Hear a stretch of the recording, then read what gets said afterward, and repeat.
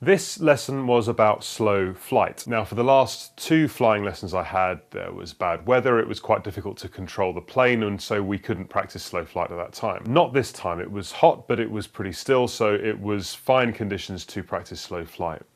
Now, I had done a bit of slow flight previously, several lessons ago, and so I thought, well, I've done this before, I'll pick it up and quickly get through the exercise and be able to progress to the next thing. That is not how it worked out. I started as flights often do with taking off, and I'm picking up a little bit more about how to go through the correct procedures for taking off. So, your takeoff.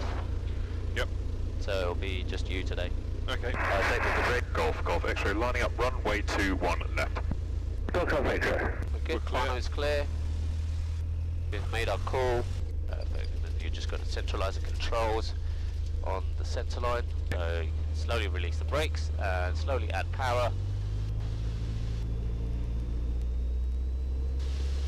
And go full power.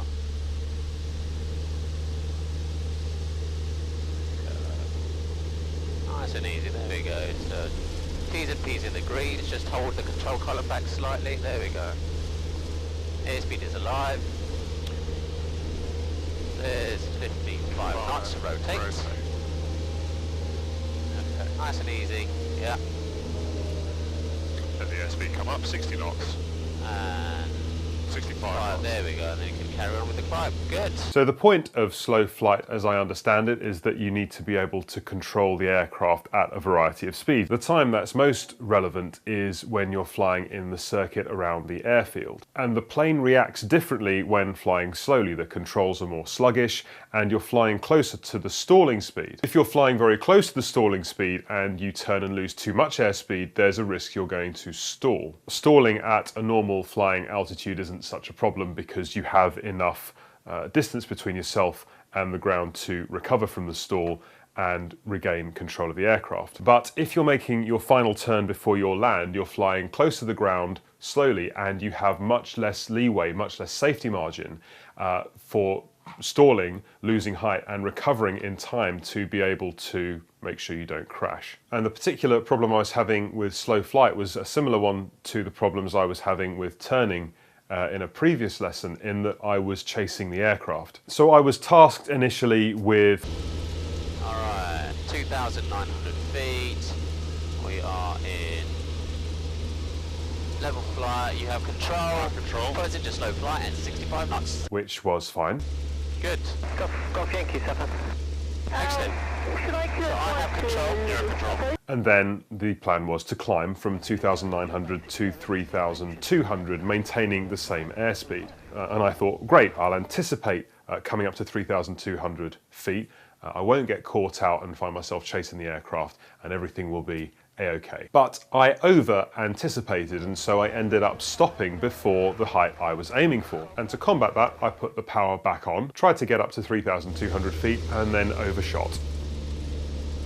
And I'm trying to remember the mantra which is going on in my head when I'm flying slowly, which is... Remember, just keep telling yourself, pitch for airspeed, power per altitude. Pitch for airspeed, power per altitude. So you set the pitch of the aircraft to select your airspeed, which will be in this case 65 knots.